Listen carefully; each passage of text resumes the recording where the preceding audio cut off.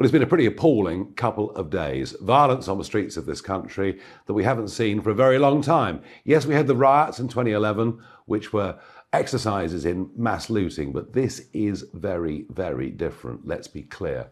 Thugs setting fire to hotels, migrant hotels with people in them, is just wrong at every level. I understand the frustrations. I understand the anger that is felt by huge numbers of people, but I do not support street protest, violence or thuggery in any way. And that's why for 30 years I've fought elections, because I believe that democracy is the peaceful way to solve problems.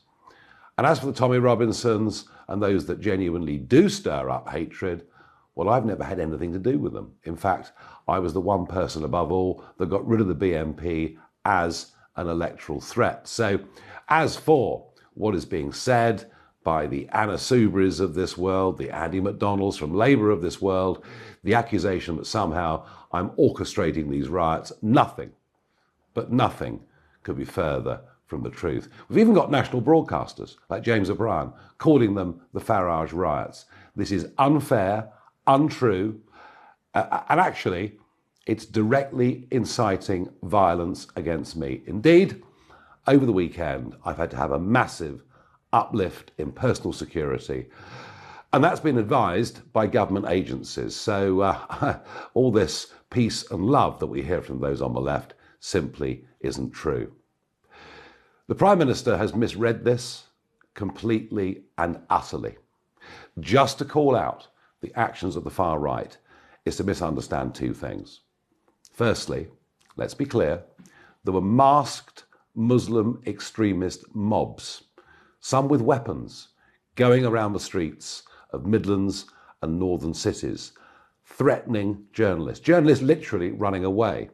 Indeed, in some cases, people even having their tyres on their cars slashed. So of course, as with every major conflict in life, there is fault, serious fault on both sides. But behind the extremes of both, what Starmer doesn't understand, and when he says, I'm going to stop the far right, what he doesn't understand is the general feeling of dissatisfaction that has been out there in this country growing for years. I talked in the general election about societal breakdown.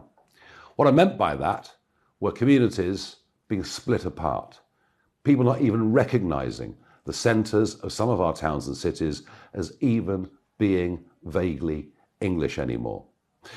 And when it comes to the issue of two-tier policing, something which Keir Starmer denies, I promise you this perception began back at the time of Black Lives Matter. Remember Churchill's statue being defaced, the cenotaph being abused in central London, and the police response? They knelt down in the street and took the knee to a Marxist organisation that wants to bring down Western civilization. And it goes on and on from there. Compare the policing to the riots in Leeds with the policing that happened at Southport. And look, I am not having a go at individual men and women serving as police officers. I'm appalled that so many have been very badly hurt over the course of the last few weeks. I'm talking about the direction of policing. Is it any wonder that the boss of the Met, Sir Mark Rowley, brushed away a microphone yesterday when he was asked about two-tier policing? Priti Patel, you're wrong on this. Keir Starmer, you're wrong on this. Most of us think that ethnic minority groups are policed entirely differently to that of white British people. Folks, that is what the country feels, that is what the country thinks, and there is evidence to back it up. We can quell these riots, of course we can. We can use force, we can put people in prison. After all, there's lots of room in the prisons now, after we've let so many people out. We can do all of those things. We can bring the army in if we absolutely need to.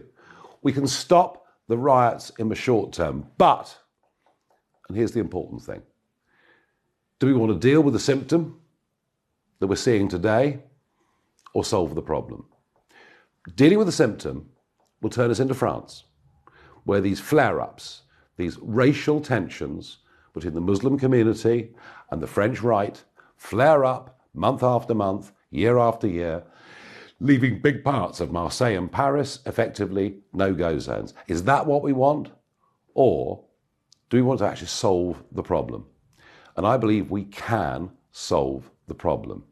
We need to end mass immigration now, to send a message to people. We understand that a 10 million population increase has put massive pressure on people's lives.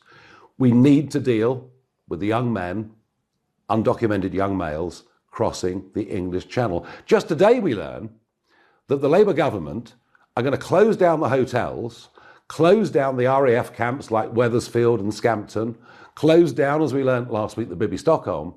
They're going to put all these people now into government and private rented accommodation. So if your kids are trying to buy a house, trying to rent a house, or trying to get onto a social housing list, they've now been put even further to the back of the queue. Do you think that is going to solve any of these tensions, any of these problems? I promise you that it won't. We have to be clear that whilst we've always been open to genuine refugees, no one that crosses the English Channel trafficked in a small dinghy will ever get refugee status. And thirdly, we absolutely need to get all the police chiefs around the whole of the United Kingdom together and to say to them, start policing even-handedly.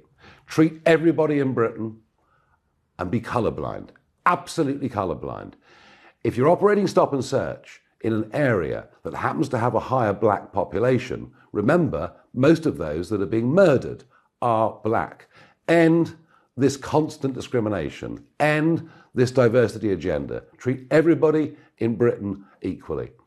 And if we do those things, we'll remove many of the underlying tensions that exist in our country. And I put that to Sir Keir Starmer as a challenge. We're not even 100 days in to this first Labour government in 14 years. Remember, of course, he doesn't have much legitimacy anyway.